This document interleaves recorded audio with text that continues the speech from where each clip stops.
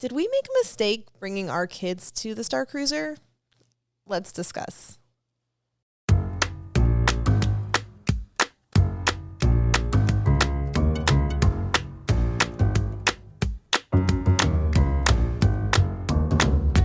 Welcome to Princess and Scoundrel, where we take you along our scrappily ever after from Fantasyland to Tatooine and everything in between. I'm Sarah. And I'm Steven. And we're talking Starcruiser with kids. Now, as you can see, we hit the gift shop pretty hard. We just got off Starcruiser yesterday. Yeah.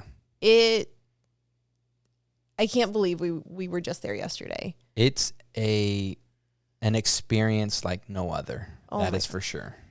I have cried all day. All day yesterday and today, I've just cried. Missing Starcruiser. It was such an intense experience. And there was so much to it, and we'll dive into it in further videos. There was so much to it, friendships and experience, and just so much going on that to come back to normal life afterwards, you're kind of like, you need to adjust a little bit. And so I think Didn't you look up, like when there's, people having live action role playing, they get very involved in their characters and in the story that there is like a day of decompressing that they need afterwards. You're just sad. Just because you're trying to adjust to that story, I guess. Yeah, I don't know how to describe it, but it's just I miss it already, and it was yesterday. Yeah, it's wild. But we do want to talk about what it was like to bring our kids along with us. We have a 7-year-old son and a 2-year-old daughter. And we made the decision to bring them both on this journey with us. Yeah. And we've got some things that were really great about bringing the kids. And then we have some things that were kind of like, I wish that had gone differently. Yeah. So we're going to dive in specific topics to try to just break it up a little bit and kind of gather our thoughts. So the first thing that we want to talk about is arriving to Starcruiser with kids.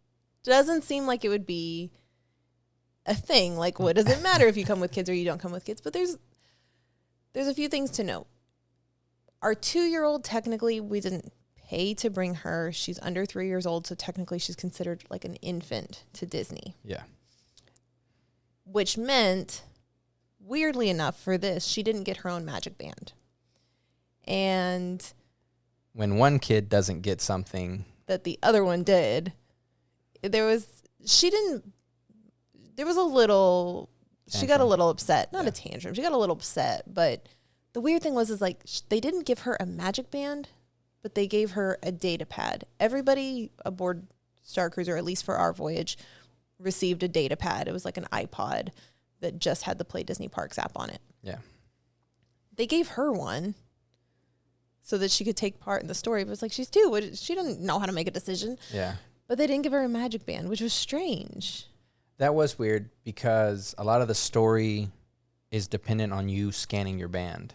Yeah. So even if they thought to include her in part of that story, she would still need a band. Right. So that was weird. And there were some little games that you could play, not in the Galactic Starcruiser portion of the Play Disney app, but in the rest of the Play Disney app. But it just didn't seem worth it to have to carry that around for her as well and keep track of it. Especially since we found out that day that we had to carry a separate phone from our normal phone. Right. So that was like that's a whole other thing. Yeah, that's a whole other conversation. But it was very strange to me because for a regular Disney vacation, if you are bringing somebody under 3, they get a magic band. In this instance, they didn't. It was a little weird, but it is what it is. But that was the arrival portion of it. Next up, let's talk about the food. Yes. First off, the food was delicious. It was. There was a lot of adventure in the food category. Very adventurous. I personally am not like a very adventurous eater, but I thought the way that they took normal Earth food and presented it in new ways was really, really cool. They did have some things available that the kids would eat, even though maybe they didn't recognize it, like the bubble bread, grilled cheese. Oh yeah. That one was really cute. I don't know how to describe it. It's not a waffle. It's like a bubble bread. Like it's a piece of bread that had bubbles in it. Yeah. And it had cheese in the bubbles, and then they had a little tomato soup dipper. The kids loved that. But at the same time, there was that other, basically a crustable of a peanut butter and jelly, and our daughter wouldn't touch it. Whereas a normal peanut butter and jelly, she's all about it. All about it. Which that was really good too. Yeah, but just because it looked different, she couldn't.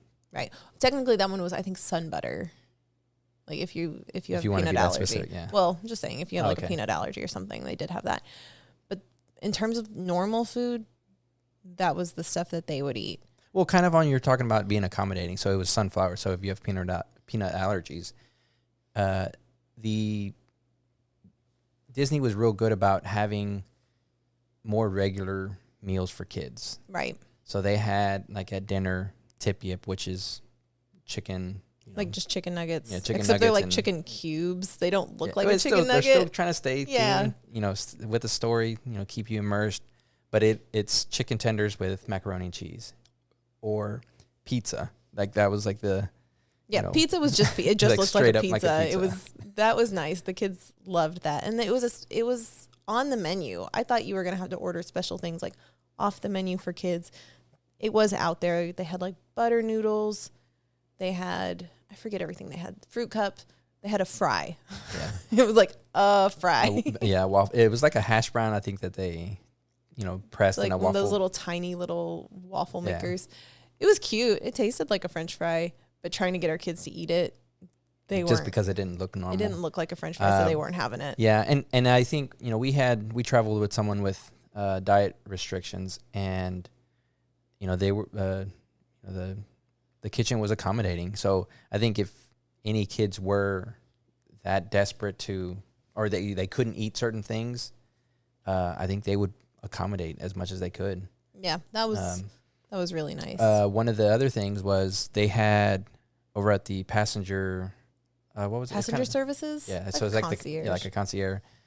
After dinner, they would have like snacks out. So it was like oranges or bananas or... Right. Or as they called them, it was, I think, Batuu and clementines and long fruit was banana. I was like, that's a weird name. And but they had like the fish, little goldfish. Fish crackers. Yeah, fish crackers. And trail mix and Rice Krispie treats. So, our 2-year-old, ate a lot of oranges. And so did our 7-year-old. Yeah. So, but yeah, as far as the food, there was a lot of options that weren't so adventurous for the kids, and they were okay with eating some of the things that were adventurous enough that we could, break it down and say, here, try this. It's, it's just regular meat or whatever. Right. So there was no blue shrimp eaten by any of our kids, at least. No, I hardly ate the blue shrimp. I would not make them do that. But yeah, food was great. So I think the next thing, talking about food accommodations, let's talk about the actual accommodations aboard the ship.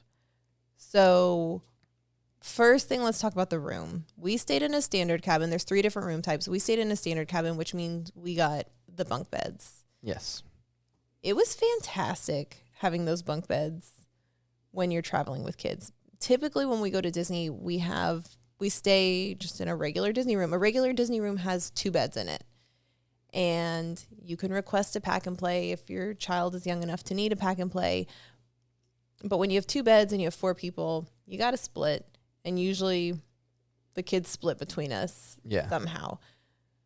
With this, we were able to, the kids loved the bunk. We didn't even have to. Yeah. The kids just naturally gravitated towards the bunk beds. And we actually got to share a bed on vacation. Yeah, that was a different take. It was a luxury. So, yeah, the 7-year-old took the top bunk and the 2-year-old slept on the bottom bunk and was good. And I think that's one of the things with the pack and play where, when we've used it before, she's a little bit bigger for pack and play. So, it's more of, we want to have her in the bed because she's a little too big for the pack and play. Right. But then a little too small for the bed because, they usually sit up higher. And She's so that's also why just like a wild sleeper too. So if she's sharing the bed with me, I don't get to sleep because she's like kicking me in the face. yeah. So, and again, there's just, unique to our situation, but, I know some people get concerned with, where, their kids are going to sleep and how they're going to sleep and that type of situation. So the interesting thing was when we did exit the launch pod, when we first stepped aboard the Halcyon and they were walking us, they literally like guided us to our room. And when we were on our way through the atrium, somebody pulled me aside and said, "Hey, we know that you're traveling with a youngling. We've provided," he didn't say pack and play, basically like, however you would say like the space version of a pack and play, like a youngling corraler or something in your room. It wasn't in the room. We totally forgot about it. We totally forgot about it until I think because, she went straight to the bunk bed. So and again, it was fine. And it was low enough to the ground. Like the top bunk does have a guardrail so that you don't roll out of it, which was nice because it's a top bunk. It was pretty high. Yeah. Our kid had never slept in a bunk bed before. But it was completely fine. I actually totally fell in love with bunk beds myself. It was awesome to lay in them. Yeah, I think that's one of those new projects that I want to have, like bring that home and make a little bunk bed in his room. Yeah. Side note, we have a lot of side projects now as a result of our stay aboard we want the to bring Halcyon. it home. The whole thing. But the room was fantastic. I wish every Disney room had bunk beds instead of 2 beds. I think for our situation with the 2 kids, it worked out perfectly. Right.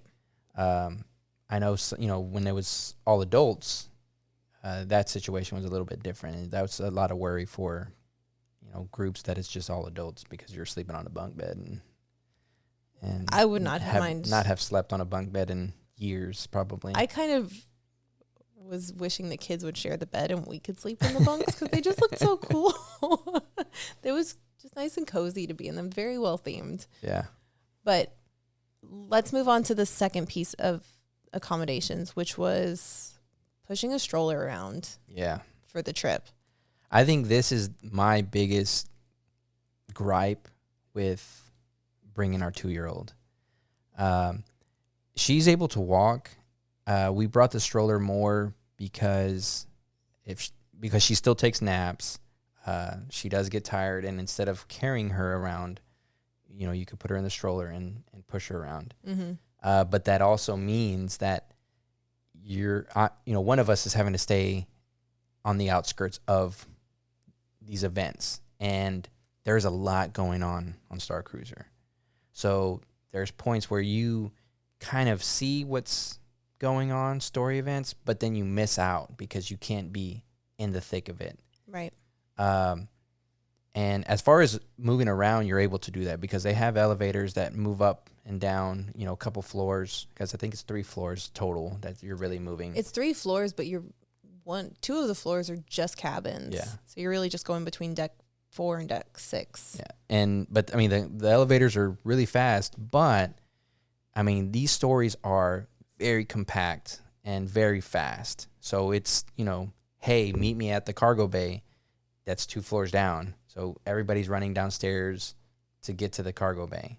Or meet me in the engineering room, and, it's very tight. So you can't really fit the stroller into the doorway because it's a hidden, walkway or whatever. Right.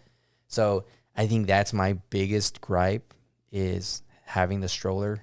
And then there was again, she would take a nap. So, you kind of have to stay on the outside and just kind of watch and be an observer, which I still got to pay attention to the story, but I feel there was elements that I missed.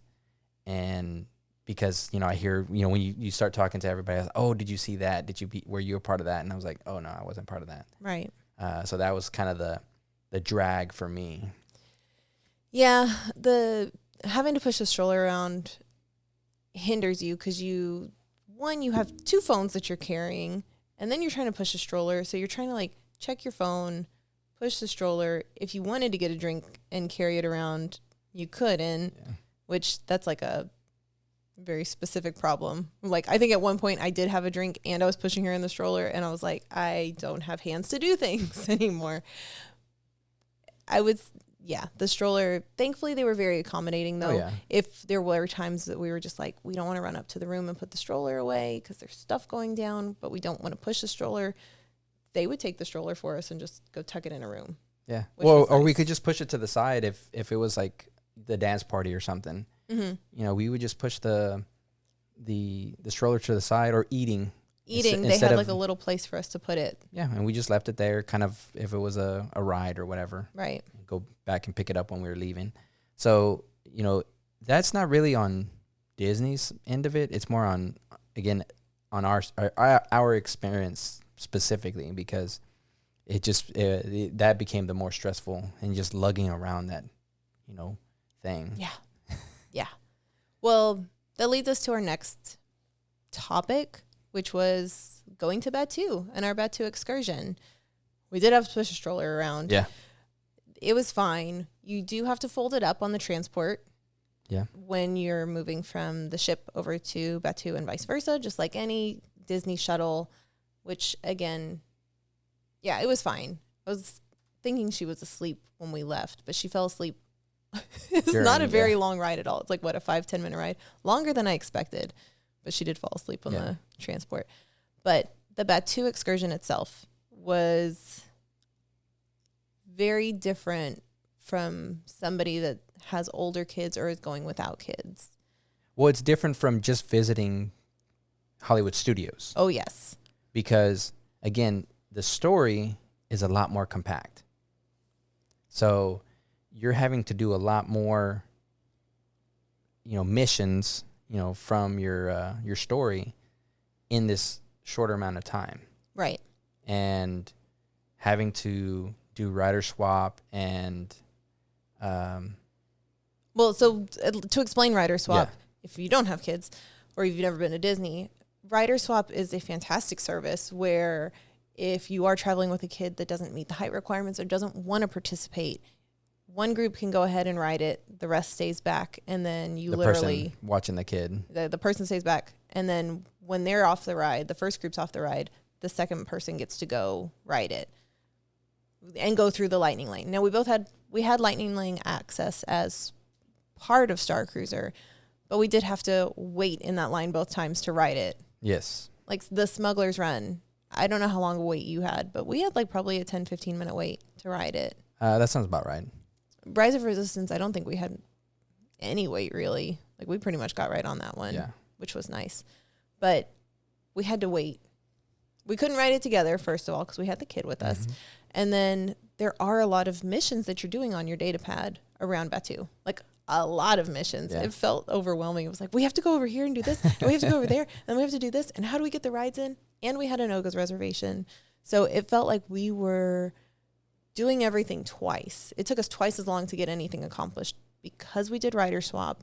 And what we would do is, like, say when you were riding the ride first, I was like, oh, well, let me go do my missions over here while you're riding, and then we could switch and you do your missions. Yeah. But we may not get to the same point. You may have gotten further along than me. And I think that's because, again, they're very unique experiences. So you may have to go to the Droid Depot at one point, and I don't go to it until 3 steps later. Right. So that's where, again, it's unique to me, but at the same time, it throws us off because you can't just go, hit, 1, 2, 3.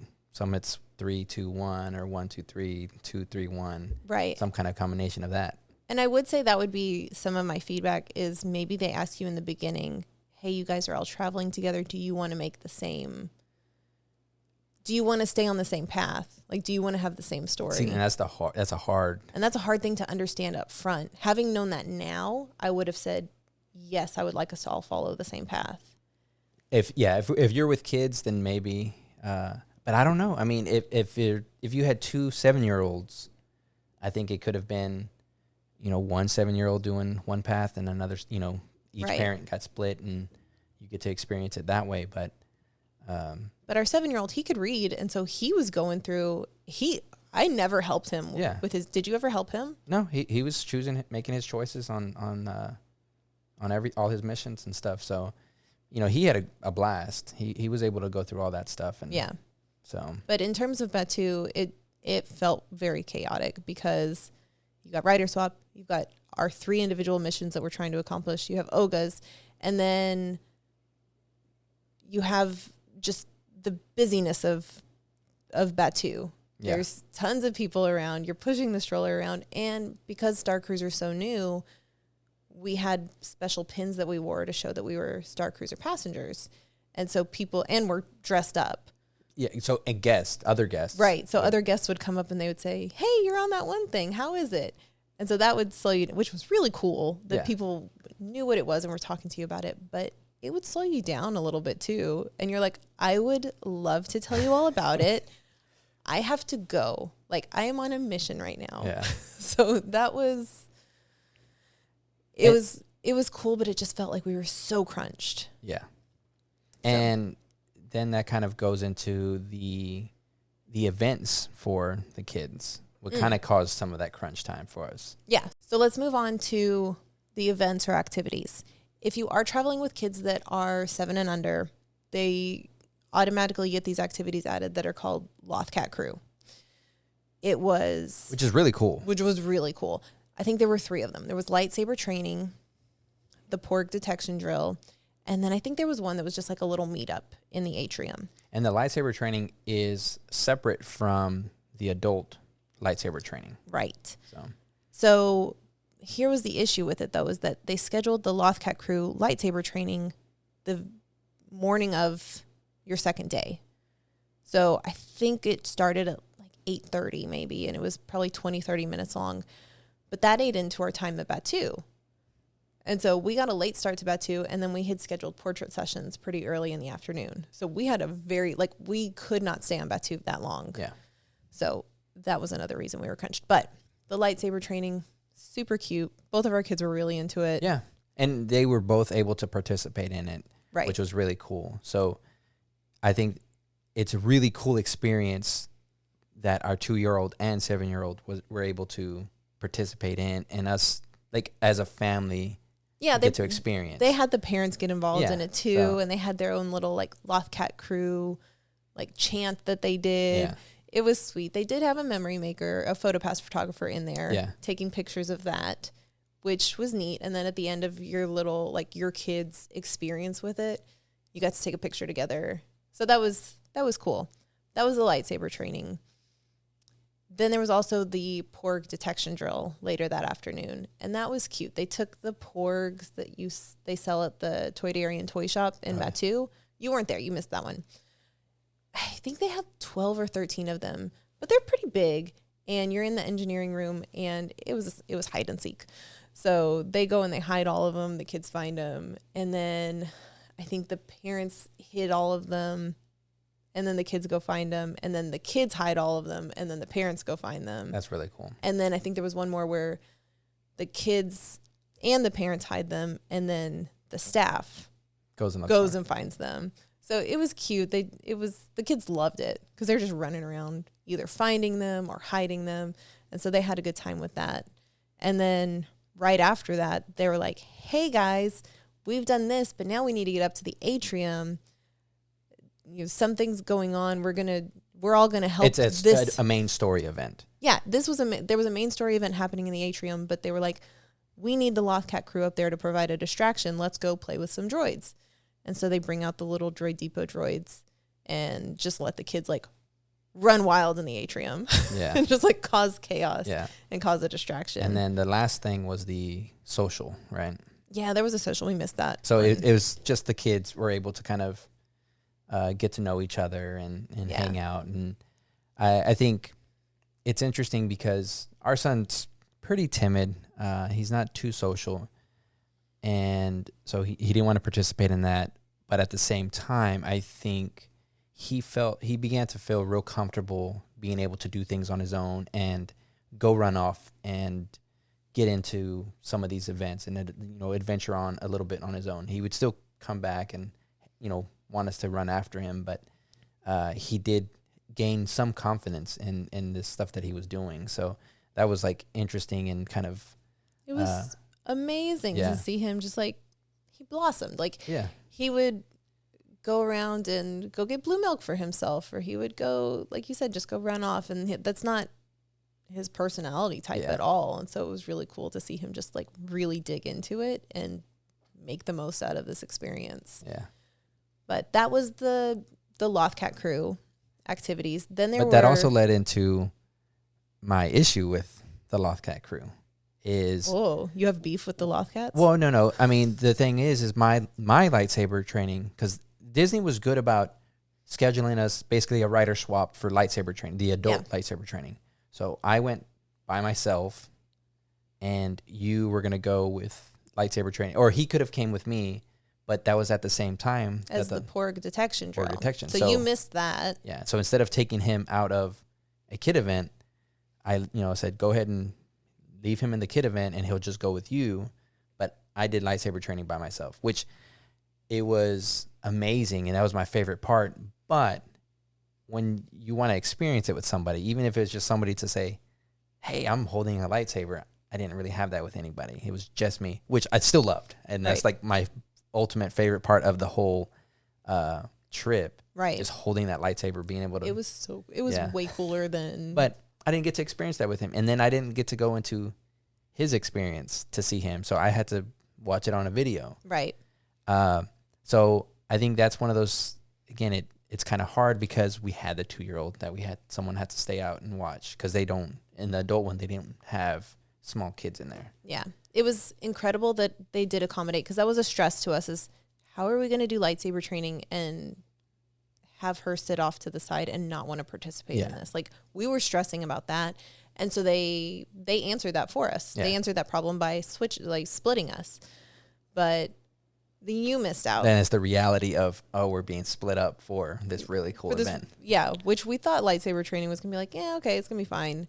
It was the best part. Yeah. And then, too, you talk about the story, the distraction. There was a major character that you guys saw that I didn't know anything about. Yeah. Which is amazing, because all these stories or these points in the story are so unique that if you're in one part of the ship, we talked about this before, you miss out. Yeah. If you're not. Yeah.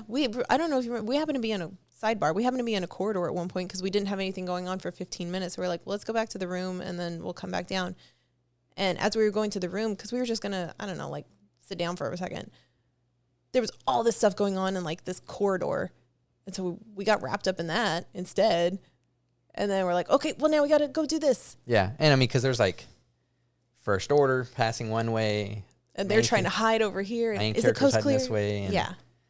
There's, other things going up. Meet me upstairs, go downstairs. So it's. And the kids are just like running. Yeah. They took their jobs very seriously. Very seriously. It was amazing. But that was lightsaber training. And then bridge training was the other, like, not mandatory, but there were 2 activities that everybody on the ship got to experience, which was lightsaber training and bridge training. Well, lightsaber for 7 and up, and then bridge training for everybody. The bridge training was also amazing. Yeah. And that was something we all got to experience as a family. Yeah. So they were incredibly accommodating with the kids. And I mean, the bridge training, it was 4 different stations, I think there were. Yeah. And they're consoles, so they're meant for adults to stand at and push all the buttons and the levers and all the things. But they had stools for the younglings, so you could bring them up to the right height. Made it a lot easier. So much easier. And you took our son, I took our daughter, and she didn't care at all about the objectives. She just wanted to hit all the buttons and do all the things.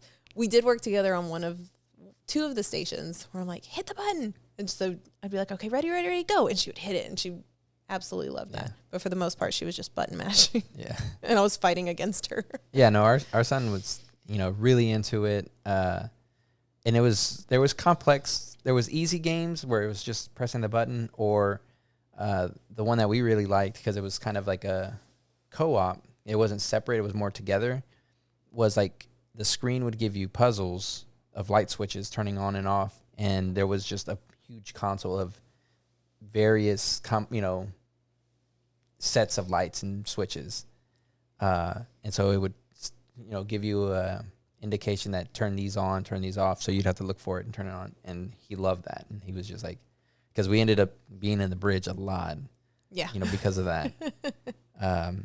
You know, even one of our events, he was on one of the consoles, and the cast member, the characters, we didn't even mention this. The characters, they begin to like learn your name, and they call you on first name basis. So I think that leads in really well to our last segment, which is the experience of it. The experience, the costuming, the interactions that we had with our kids. Yeah, so our son, you know, the cast members and characters, they begin to learn your name on a, you know, begin to learn you by a first name basis. Instantly. Yes. And it's incredible because, again, the experience feels more personal. Because you could just be standing there having a drink, and the captain will come up and call you by your name. And, you know, of course, you turn and, how's your trip so far? How's your voyage so far? Or, you know, one of the other characters, you're on a mission, and he says, hey, you know, Steven, go over here, meet me at the bar in 20 minutes. So it's super cool to be a part of that story. And, you know, I don't know how, like, they memorize all these people, and I'm, you know, good on them. I'm pretty sure they have, like, someone in their ear saying, okay, that's Steven. Okay, oh, that's Sarah. Which is crazy to think about, the whole back end operation that we don't even see. Because they do, every cast member had an earpiece. Yeah. So I wonder if there's like two cast members for every person type of thing. I don't know, but what an operation, because they know your name instantly. But again, they know the story that you're participating in the data pad. Yeah. They know where you're at on it. But yeah, that was a cool thing is like Wani, you know, the Rhodian keyboardist. She took an attachment to our 2-year-old, and she would always come up and, you know, wave at her and, you know, talk to her as much as she could. And right, because she doesn't speak English. Yeah, she doesn't speak English. And our 2-year-old fell in love with her. Oh my gosh. Even now, still, like, she wants to see Wani. Even now, a day later. Well, but I mean, for a 2-year-old to remember, like, yeah. Wani. Even I couldn't remember her name, you know, after. But, you know, she's like, wants to go to Space Home and wants to see Wani. She woke up from her nap. She goes, I want to go home. We're like, you are home. She goes, I want to go to space. The whole time she's like, are we in space? Yeah. So that, and then, you know, our son, one of the characters, you know, would, you know, call him by his first name. Hey, come help us over here. Come help us do this. And he got to, you know, put the Halcyon into hyperdrive, and you know, it's an incredible experience to see it in the bridge, you know, going to hyperdrive. It's just, you know, it takes your breath away. So, yeah.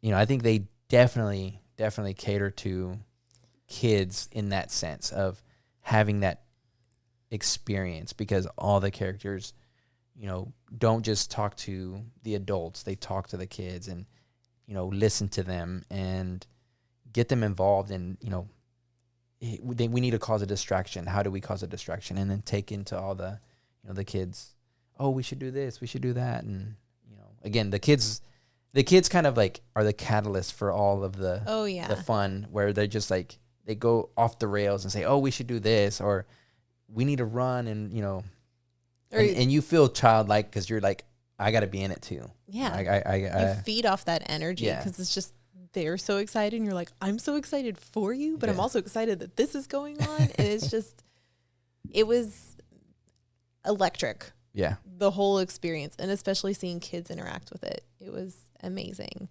But like specifically for our son, he wanted to wear the captain's costume. So we were able to buy that ahead of time. And so he showed up in the captain's costume. We ended up instantly buying the hat, the matching hat from the gift shop. And that was cool too, because he was dressed as like a little captain, all of the cast members would refer to him as the captain, and they would make jokes with him like, oh, I'm doing what I'm supposed to be doing, or could you approve my vacation request, please? It was super cute. The costuming, I think, really does help you immerse further into the experience as well. Yes. him wearing the costume, the captain's costume, he wore that the whole first day. He wanted to wear it the whole second day, and we're like, probably not the best choice for Batuu. Because it's a little hot. Kind of hot. It's a lot of polyester. But then instead of wearing the outfit that we brought for dinner the second night, he wanted to put back on the captain's costume. Yeah. We're like, all right, man, go for it. Because he did get special attention because he was dressed that way. And so he ate it up and he loved it. And I think that's in general, most guests dressed up, and the cast members and the characters would react to your costumes. So like our son was, he had a captain suit on, or there was, I saw kids with First Order, Darth Vader, they're more Sith or, First Order costumes. Yeah. And the good characters would, oh, can I trust you type of thing. Or they had Jedi robes and more good side costumes, and the characters would react in a good way towards them. So yep. It was really cool because the cast members would stay in character the entire time and react to those, to the costumes, whatever you were wearing. So I think that was really cool. It was amazing. I just want to go back already. But I do think that brings us to the end of the discussion. So do you want to share your final thoughts? Let's answer our question. Did we make a mistake bringing our kids to Starcruiser? I think for selfish reasons, because I am such a huge Star Wars fan, I probably would have tried to get a sitter for our 2-year-old, or tried a little bit harder to get a sitter for our 2-year-old, because the experiences I had with our 7-year-old, I think it wouldn't have slowed us down. Whereas I feel with our 2-year-old, we were slowed down with the stroller and nap time and bedtimes and all these things that I wasn't able to experience because there was the childcare part of it. Right. I would definitely, consider the 2-year-old. The 7-year-old, I think it's a perfect age to take. Specifically 7, because he was able to do both, right? Yeah. That was like a perfect age for it. And I think too, if it's a little bit younger, but they're able to go out on their own, because you could, there was a lot of the kids that they kind of formed groups and they just would play throughout the atrium or whatever and kind of go off on their own, and they had their own adventures. Yep. But yeah, I think more selfishly, there was story that I didn't get to experience, and I would have loved to, because again, having conversations with other guests or other people that we traveled with, they're like, oh, I did this, I did that, and I felt I missed out on it. Right. So knowing that now, I probably would have, especially for the 2-year-old, considered a sitter. 7-year-old, it'd be a little bit harder to take them or to take him, but it's more of like, how you're feeling that day. Right. I would say for me, I agree with you. I think there's a few things to take into consideration if you are considering bringing your kids to the Starcruiser. One is height requirements for the Batuu rides. If they're tall enough to ride them, you're not going to be slowed down as much as we were. You can go ride them all together as a family, and that's fantastic. The other thing would be independence, like you're saying. If they're going out and they're maybe younger than 7, if they can go out and still read, reading was a kind of a big one, and they are outgoing, sure, maybe consider bringing them, and maybe they're past that nap time age where you don't have to push a stroller around. I think that's when you start looking into bringing kids. But I think, like you said, bringing the younger kids. Our daughter was the youngest on the ship by far. Yes. We were the only stroller on our cruise. I think the next youngest kid was probably 5. Probably. 5 or 6, closer to our son's age than our daughter's age for sure. But I agree. I would, if you have really young kids, I would try to find a way to get somebody to watch them for those couple and days. I mean, again, it's they have they accommodate for the 2-year-old. Oh, like, absolutely. They were so good with our 2-year-old. Like that was one of those, we didn't miss out on the overall story. No. Like I got the main gist of everything. Is just when they have those intimate events. That's what we missed out on. That's what you missed out on. So, but on the other hand, we did get very special moments with our kids. Yeah. Like, they have dance lessons at some point, and our daughter ended up leading those dance lessons. Yeah. And we got special stuff because we brought our kids. Yeah. If we were to do it again, if we're fortunate enough to go again, I think we would consider doing an adults only trip, so we can stay up late and shut down the Sublight Lounge and do the things that we weren't able to do on this trip. We had this experience as a family. It was a core memory for sure. Yeah. But I think if we did it again, we would see what the other side is like. Yeah. But I think that wraps up our discussion. We do have a lot more Starcruiser content coming, but hold on that for now. Yeah. Princess and Scoundrel is part of the Thank the Maker network. So go check out the Thank the Maker podcast and Armor Party, because those guys are going to be talking about Starcruiser, and it's going to be child free. So we're going to hear a lot of after hours stuff. And you can find new episodes of Princess and Scoundrel anywhere you listen to podcasts or watch us on YouTube. We have so much more Starcruiser content coming. This was just the beginning. We plan on bringing on guests to talk about different aspects of the experience. So stay tuned for that. If you do want to follow along with our Starcruiser journey, if you will, please consider subscribing on YouTube, following along if you're listening on a podcast, leaving a comment, or sharing this with a friend. We appreciate it so much. Thanks for being here with us. Until next time.